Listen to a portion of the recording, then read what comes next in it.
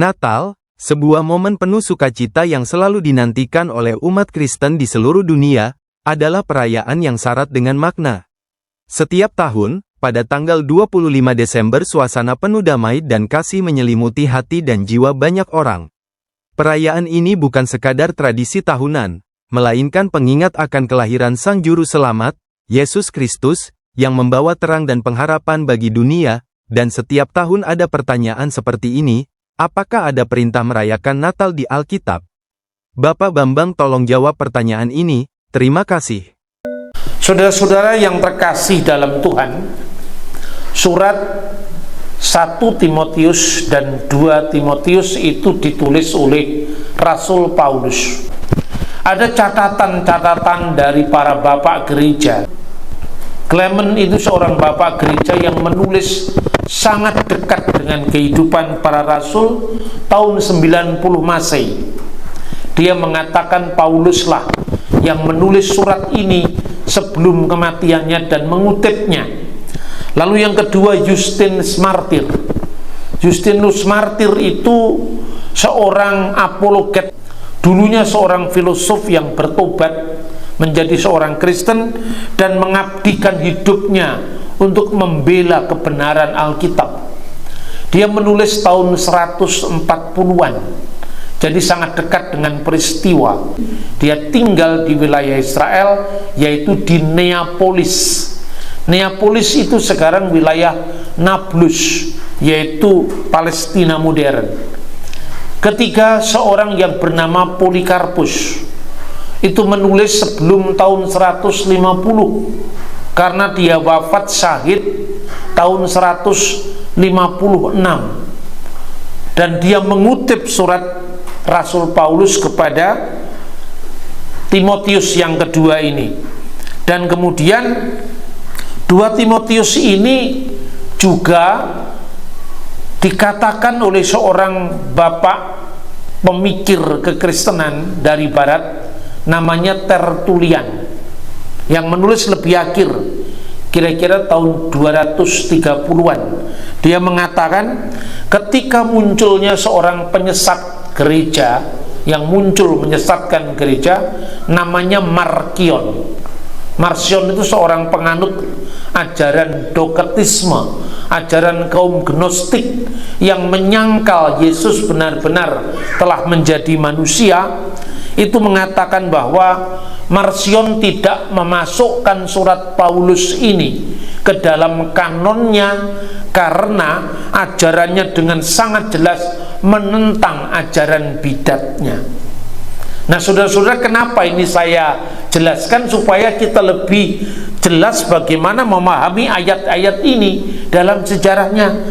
Karena dalam sejarah gereja modern, ayat-ayat ini pernah disalahgunakan oleh seorang teolog modern yang menyangkal bahwa surat ini tidak ditulis oleh Rasul Paulus. Nama orang ini, ahli ini, yaitu Ferdinand Baur. Ferdinand Baur itulah salah satu yang melahirkan mazhab teologi Tübingen, yang banyak sekali membuat teori-teori yang akhirnya itu justru kontraproduktif dengan kebenaran iman Kristen. Ferdinand Baur ini mengatakan demikian, tidak mungkin Paulus menulis surat 2 Timotius karena pada zamannya ajaran gnostik belum merajalela di gereja. Ajaran gnostik itu ajaran sesat yang menggabungkan antara filsafat Yunani dengan alam pikiran Ibrani. Ujung-ujungnya dia mengatakan Yesus tidak benar-benar jadi manusia. Dan puncak daripada ajaran gnostik ini pada zaman Rasul sudah ada. Ini bisa kita baca di dalam 1 Yohanes pasal 4 ayat 1 sampai dengan 3. Demikian firman Tuhan, saudara-saudaraku yang kekasih, janganlah percaya akan setiap roh, tetapi ujilah roh-roh itu apakah mereka berasal dari Allah, sebab banyak nabi-nabi palsu yang telah muncul dan pergi ke seluruh dunia. Ayat 2, demikianlah kita mengenal roh Allah. Setiap roh yang mengaku bahwa Yesus telah datang sebagai manusia berasal dari Allah. Ayat 3, dan setiap roh yang tidak mengaku Yesus tidak berasal dari Allah. Roh itu adalah roh antikristus, dan tentang dia telah kamu dengar bahwa ia akan datang, dan sekarang ini dia sudah ada di dalam dunia. Jadi yang disebut antikristus itu, saudara-saudara, akan datang, tapi sekarang ini ketika sang rasul menulis sudah ada di dalam dunia. Jadi antikristus itu ada dua sosok. Yang pertama, antikristus akhir zaman yang menjadi puncak segala penyangkalan terhadap Yesus. Tetapi pada zaman para rasul, termasuk pada zaman Rasul Yohanes, sudah muncul ajaran-ajaran antikristus. Nah, kata antikristus itu artinya apa sih? Ada dua. Yesus sendiri tidak berbicara sehari-hari dalam bahasa Yunani. Dia berbicara dalam bahasa Aram, bahasa Aramaik.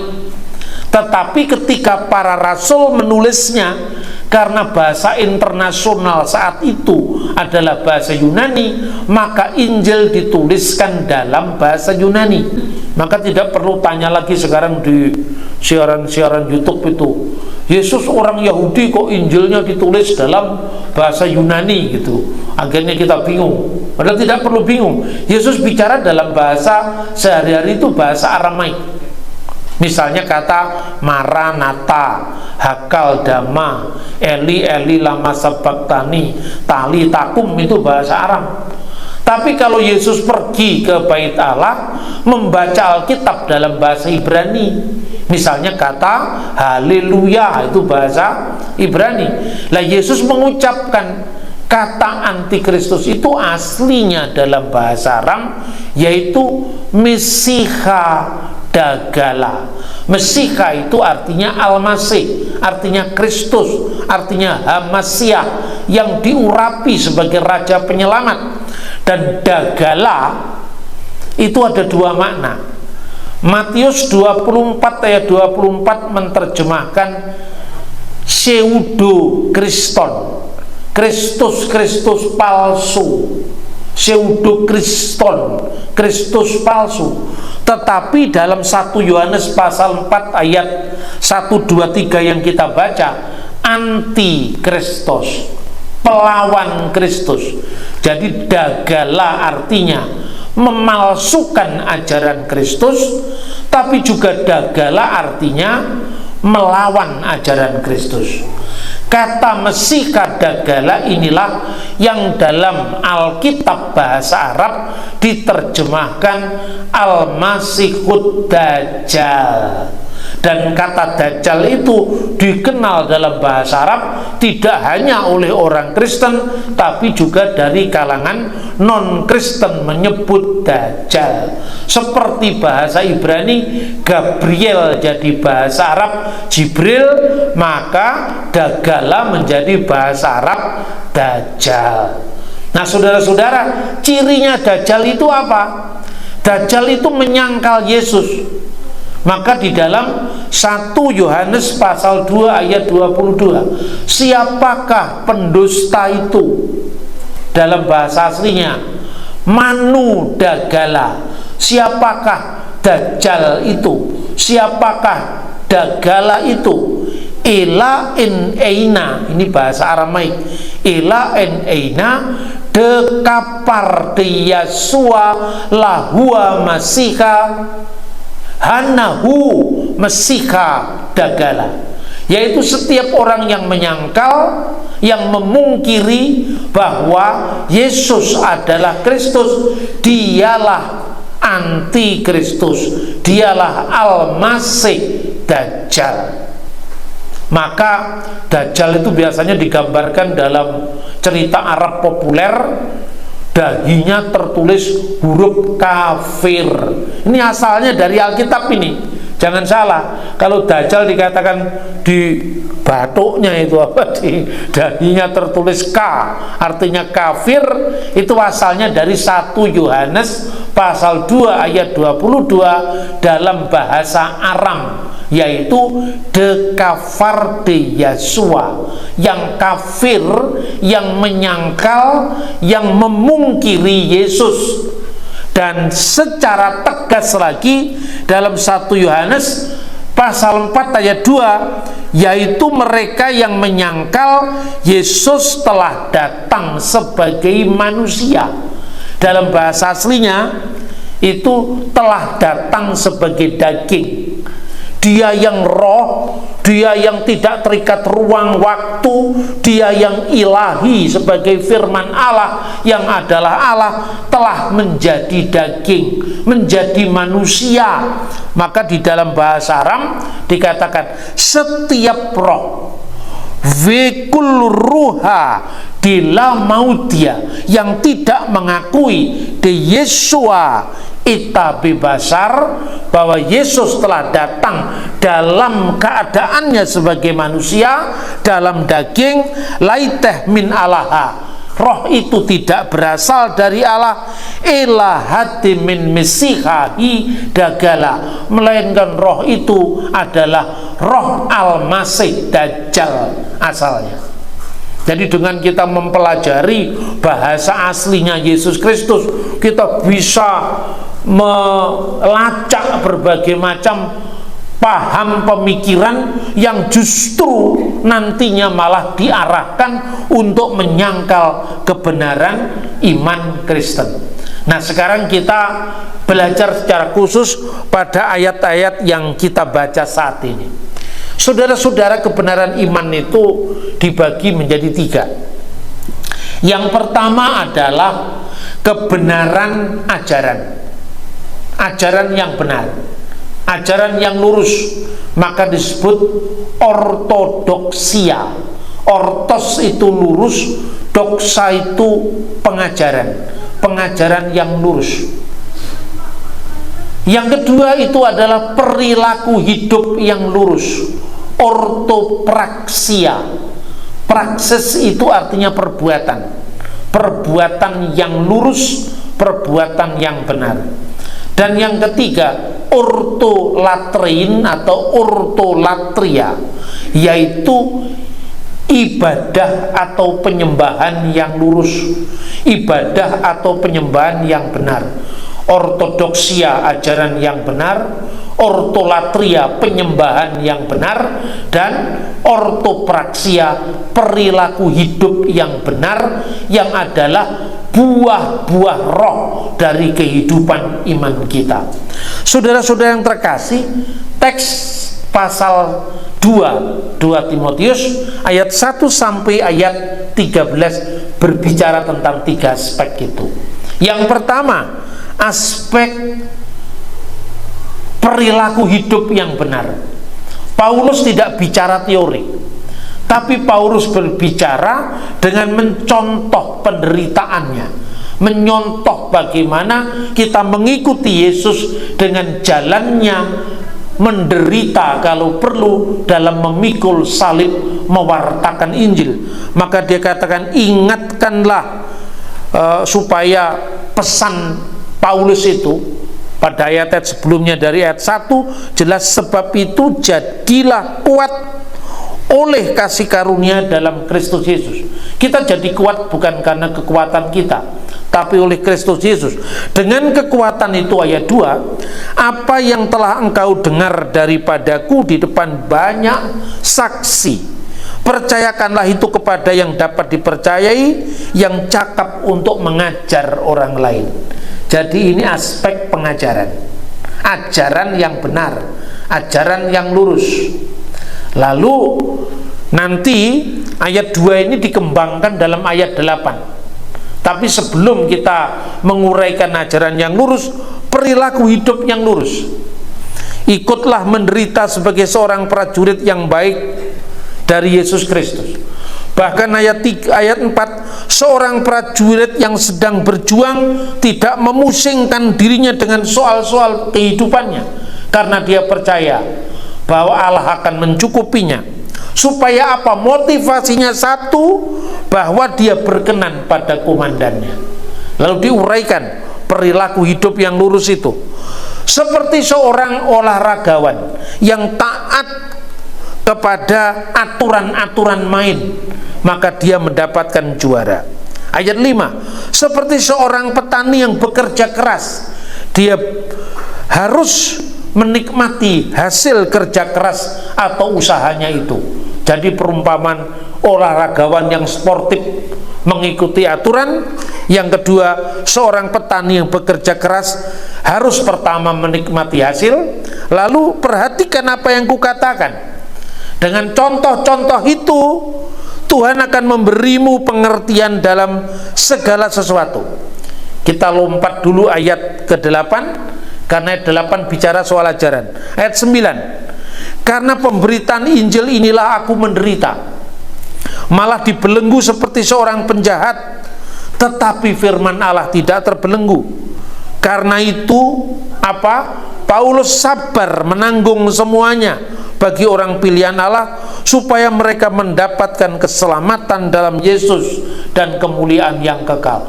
Jadi motivasinya hanya ingin agar Injil diwartakan, agar Injil diterima, agar orang lain diselamatkan. Lalu benarlah perkataan itu ayat 11, jika kita mati dengan dia, kita pun hidup dengan dia. Kalau kita mati bagi dia, kita akan dibangkitkan bersama dia. Ayat 12, jikalau kita bertekun, kita pun akan ikut memerintah dengan dia. Jika kita menyangkal dia, dia akan menyangkal kita. Karena Yesus mengatakan, kalau kamu menyangkal anak manusia, maka dia juga akan menyangkalnya di depan Bapa. Tapi ayat 13 ini ayat yang sulit, saudara-saudara. Jadi kalau kita menyangkal dia, Yesus menyangkal kita juga. Tapi ayat 13, jika kita tidak setia, dia tetap setia. Ini beda kan? Mestinya kan, jika kita tidak setia, juga dia tidak setia, kan gitu. Tapi ternyata tidak. Jika kita tidak setia, dia tetap setia, karena dia tidak dapat menyangkal dirinya. Karena Allah itu adalah Allah yang setia. Dalam bahasa Ibrani-nya, Allah itu Elohe Amin, Allah yang setia. Karena Allah yang setia, maka dia menepati janjinya. Dia Allah yang konsekuen. Namun demikian jangan salah paham, jangan dijadikan alasan. Kalau Allah itu setia, maka sekalipun kita tidak setia, kita tetap dikasih Allah, tetap diampuni Allah. Mari kita bikin pelanggaran. Tidak seperti itu. Untuk memberikan penjelasan ayat ini gini kira-kira, kalau kita menyangkal dia, konsekuensinya dia juga menyangkal kita. Tapi kalau kita ini misalnya gagal untuk setia, tapi dia tetap setia dengan kita, mari kita bandingkan dengan Roma pasal 3 ayat 3, 4. Jadi bagaimana jika di antara mereka ada yang tidak setia, artinya gagal untuk setia? Dapatkah ketidaksetiaan itu membatalkan kesetiaan Allah? Apa jawaban ayat 4? Sekali-kali tidak. Sebaliknya Allah adalah benar dan semua manusia pembohong, seperti ada tertulis, supaya engkau ternyata benar dalam segala firman-Mu dan menang jika engkau dihakimi. Maka ayat 8 menarik ini, pasal 38 Roma. Bukankah tidak benar fitnah orang yang mengatakan bahwa kita berkata, marilah kita berbuat yang jahat supaya yang baik timbul daripadanya. Orang semacam itu sudah selayaknya mendapatkan hukuman. Jadi artinya bukan berarti kalau kita tidak setia maka kesetiaan Allah akan berubah. Tidak, Allah tetap setia. Namun jika karena kita gagal dalam menjalankan kesetiaan, Allah itu setia untuk menunggu kita. Allah itu setia dengan jatuh bangun kita dalam kita mengiring Dia. Tuhan tahu kemampuan kita, tapi kasih-Nya Dia adalah kasih agape, kasih tanpa syarat. Sekalipun mungkin kita gagal mengasihi Dia, tetapi Dia senantiasa mengasihi kita. Dia senantiasa setia kepada kita. Jadi hakikat Tuhan, kesetiaan Tuhan termasuk di dalamnya tidak berubah karena kita ini melanggar Dia atau mematuhi Dia. Artinya gini, kedaulatan Allah termasuk kesetiaannya apakah tergantung karena kita taat atau tidak taat? Tidak, itu keuntungan kita, itu kepentingan kita, dan juga bukan kepentingan Allah. Apakah ketika kita semua mengabdi kepada Dia, Allah semakin besar? Apakah ketika kita semua tidak percaya kepada Dia dan menyangkal namanya, apakah Allah semakin kecil? Tidak. Allah bukan seorang artis. Kalau seorang artis penggemarnya habis, dia semakin kecil. Tapi Allah ini, kitalah yang membutuhkan Dia, kitalah yang membutuhkan anugerahnya dalam Yesus. Tidak tergantung kita gagal atau kita berhasil. Allah tidak terpengaruh itu. Itulah maknanya kalau kita tidak setia, Allah itu tetap setia.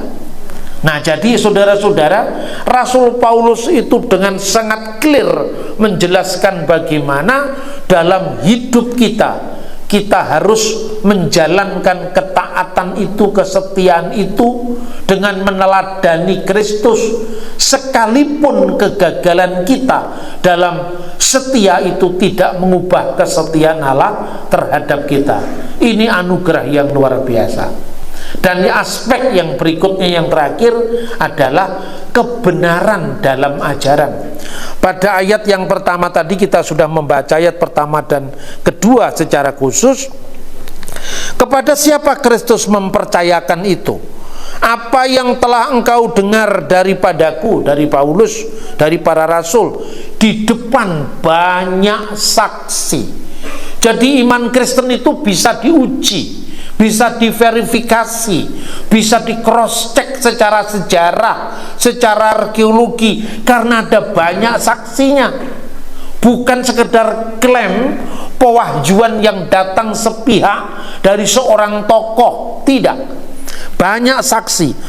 Percayakanlah itu, percayakanlah berita yang kamu dengar daripada rasul dan dari banyak saksi itu.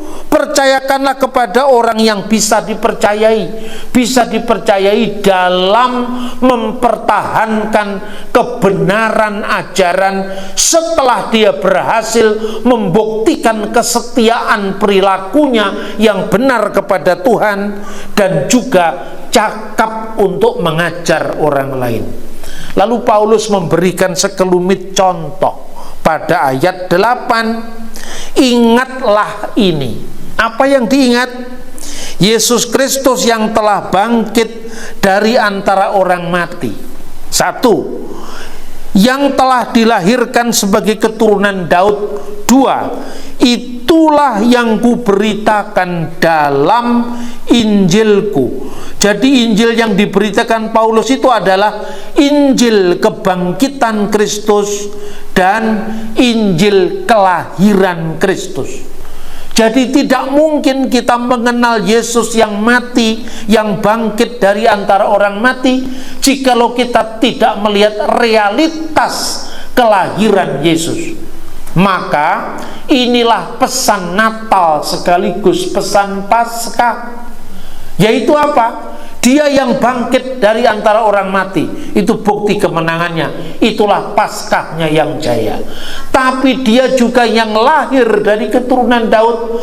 Jadi Yesus yang pernah ada, berkarya, bahkan akhirnya mati untuk kita, itu benar-benar firman yang menjadi daging. Karena itu kelahirannya bisa dilacak, bisa dicatat dalam sejarah, ada banyak saksi. Nah saudara-saudara, ini penting saya sampaikan karena ini kebetulan menjelang Natal. Sebentar lagi pasti di dunia medsos hei Natal kelahiran Dewa Matahari, Yesus tidak lahir di musim dingin, pasti begitu kan?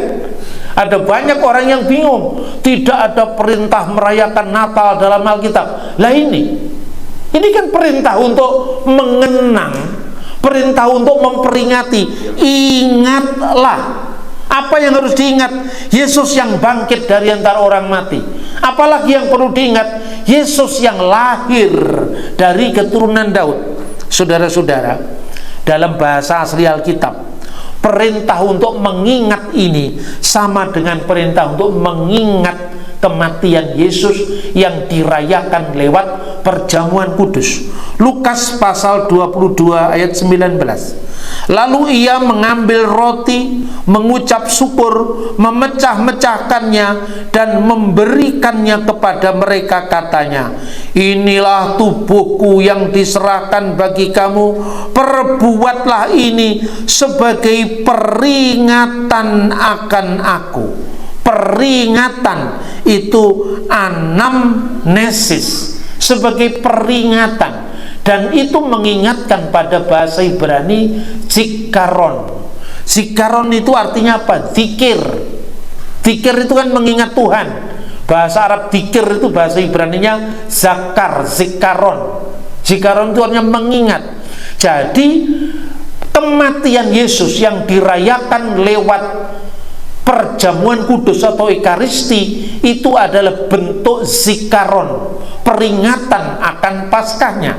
Kemudian 2 Timotius juga menggunakan kata-kata yang sama. Ingatlah juga berakar dari kata zakar, zikir, mengingat. Apa yang harus diingat? Kebangkitannya dari antara orang mati dan kelahirannya dari keturunan Daud. Kenapa kelahirannya dari keturunan Daud? Karena Mesias akan lahir dari suku Yehuda. Kenapa ayat ini muncul? Ini yang menjadi masalah. Dan banyak orang mengatakan tidak ada perintah merayakan Natal dalam Alkitab lain. Ingatlah akan Yesus yang lahir dari keturunan Daud, dan ini bentuk juga peringatan.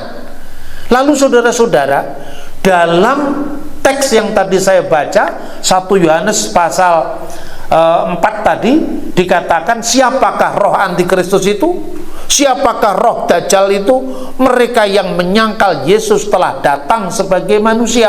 Rupanya pada masa Paulus sekitar tahun 60-an, kelompok Gnostik itu sudah mulai muncul.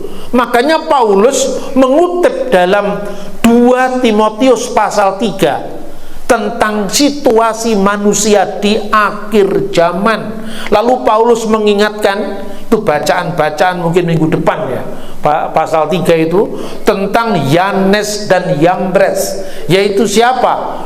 2 ahli sihirnya Fir'aun. Menurut tradisi Yahudi itu 2 ahli sihirnya Fir'aun itu namanya Yanes dan Yambres. Itulah yang membuat sihir yang menyesatkan orang Israel.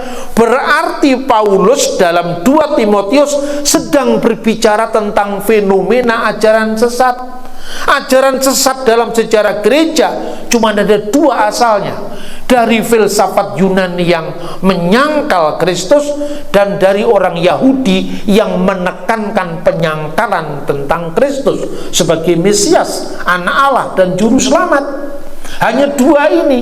Dan ajaran Gnostik itu yang pertama-tama merusak kekristenan, sehingga Rasul Yohanes mengatakan sekarang ini sudah banyak muncul antikristus, yaitu fenomena ajaran sesat.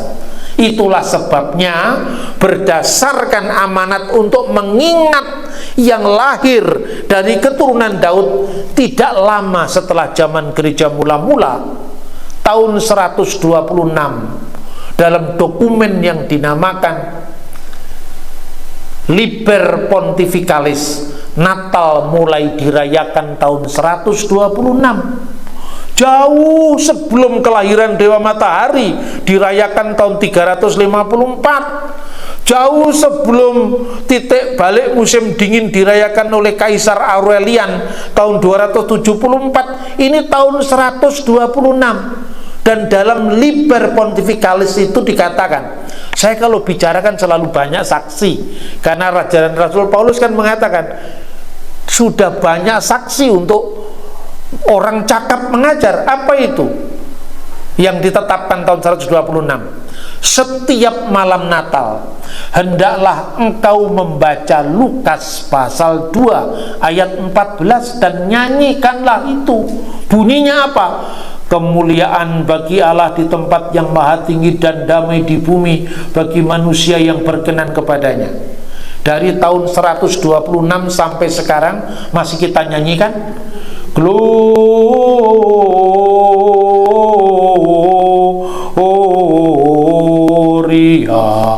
in excelsis Deo.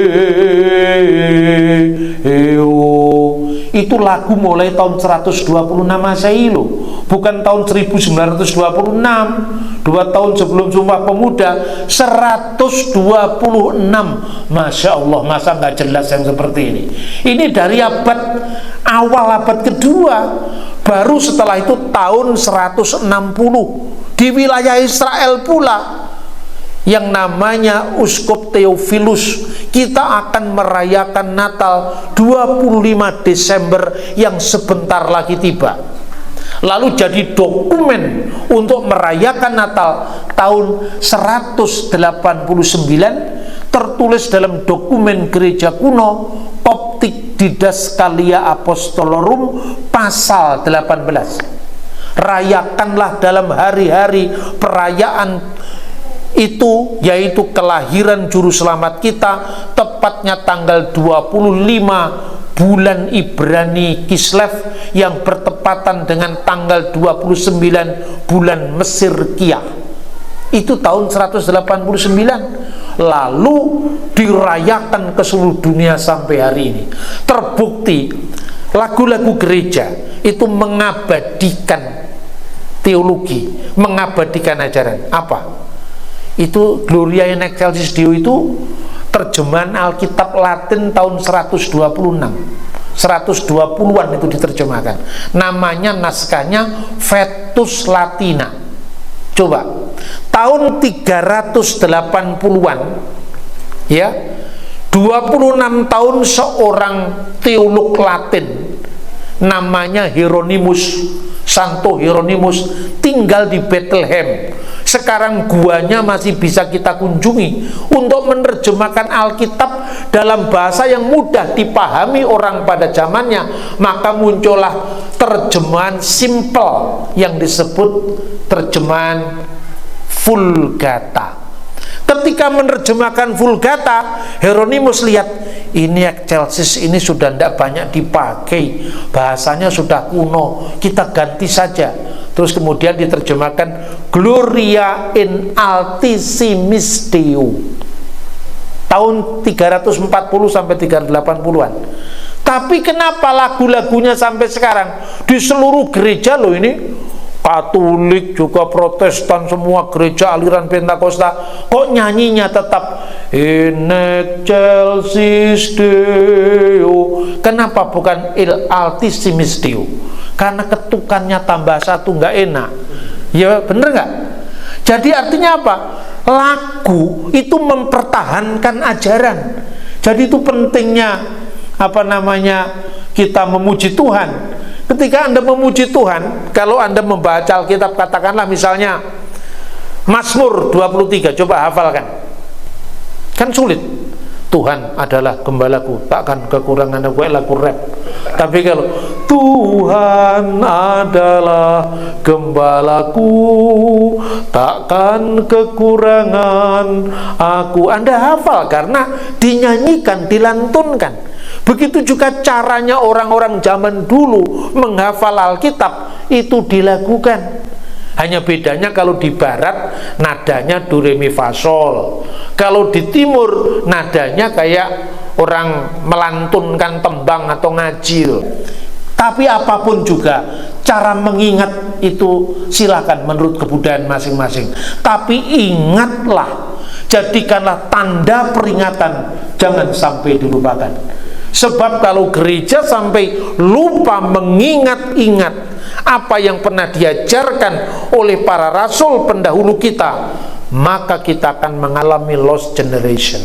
Itulah sebabnya anak-anak kita diajarkan supaya mengulang-ulang Shema Israel. Orang Yahudi kan suruh meletakkan mezuzah itu, isinya Ulangan pasal 6 ayat 4-9, Shema Israel, Adonai Elohenu, Adonai Echad.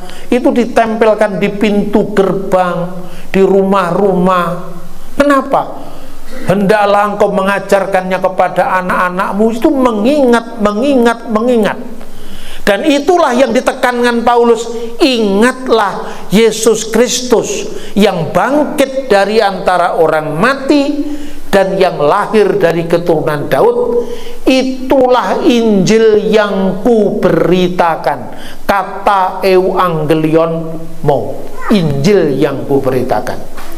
Injil inilah yang dipertahankan Paulus, yang diperjuangkan Paulus sampai dibayar dengan penderitaannya, bahkan menerima mahkota kemartirannya tahun 67. Kiranya Tuhan selalu menolong kita, gerejanya, untuk selalu mengabadikan, mengingat, menjadikan tanda peringatan Kristus yang lahir, Kristus yang mati, Kristus yang bangkit dan naik ke surga dan akan datang kembali untuk menjemput kita, gerejanya.